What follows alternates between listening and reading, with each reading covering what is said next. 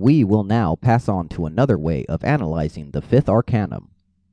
Equation number 11. 5 equals 3 plus 2. This means that the fifth arcanum is composed of the highest and middle principles of the great arcanum of magic, that is, of the metaphysical ternary, 3, and the astral binary, 2. From this point of view, our arcanum symbolizes the manifestation of some entities on two higher planes, beyond the physical, and here the metaphysical realization dominates the astral mechanism. Here I would like to make some comments for the earnest student, who really wants to obtain profit from his study of the tarot. The arithmological analysis of the arcana is of overwhelming importance for that purpose. Therefore, you should follow my statements with full understanding, solving the equations as given with your own mind and not only blindly and automatically accepting all that you see on these pages. The operations which we are now performing are not to be found elsewhere, and they were especially constructed for the practical use of the tarot. According to the equation, the following types of beings are able to operate on two planes. 1. A white magician while working on the astral plane, even if he still uses the physical world as a base. 2. An elementar of the positive type, which means that, in the period between incarnations, his spirit and soul have been welded into a harmonious unity, and that he strives to contemplate the clichés around him in an evolutionary and reasonable way. 3. Egregors of the same evolutionary types, that is positive, good, ones. 4. Spiritus directoris, spirit guides, being a kind of high police of the astral plane. We already know from former chapters that they are two-plane beings, which never descend into the physical worlds.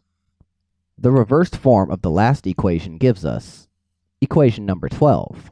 5 equals 2 plus 3.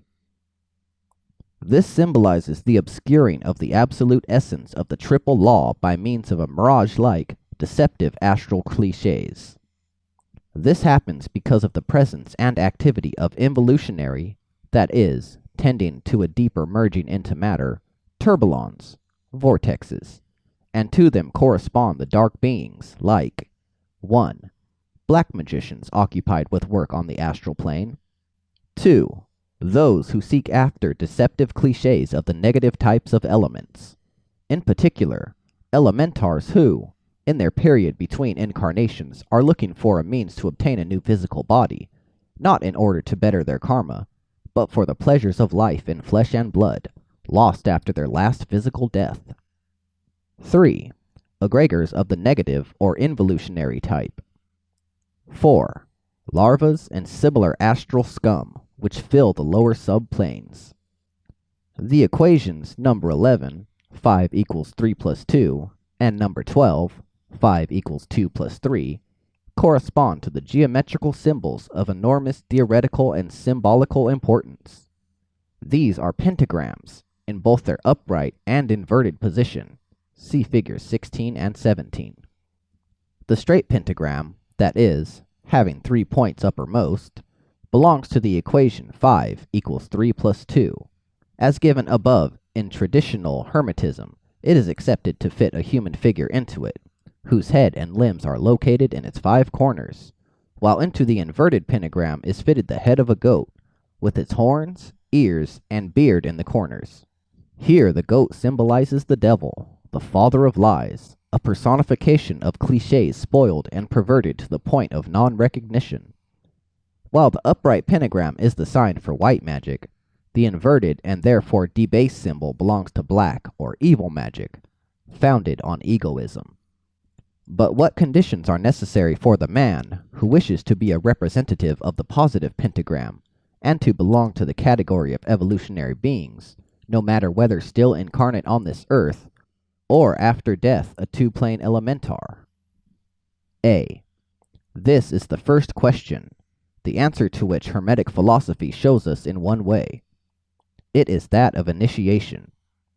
What is initiation in the broadest and most general sense? Only the expansion of man's consciousness, of his knowledge of the basic truths ruling over his life, of knowledge about his own being, its possibilities, its destiny, and the means for the realization of that destiny. From this point of view, we will begin our subsequent considerations, for there are also different points of view about man, his constitution and final aim, but they do not belong to the present work. B. The second question asks, how to create the positive pentagram from available material. The solution of the first problem explains the description of the tests and experiences of those who are seeking initiation in the foregoing sense. The answer to the second involves the methods of the general plan of astral and physical training necessary for a magician. This term, magician, is being used here because, according to the Hermetic tradition, the fully evolved pentagram means just the man who has attained power over the elements and astral currents. That is, he is endowed with superphysical abilities, which make him a magician.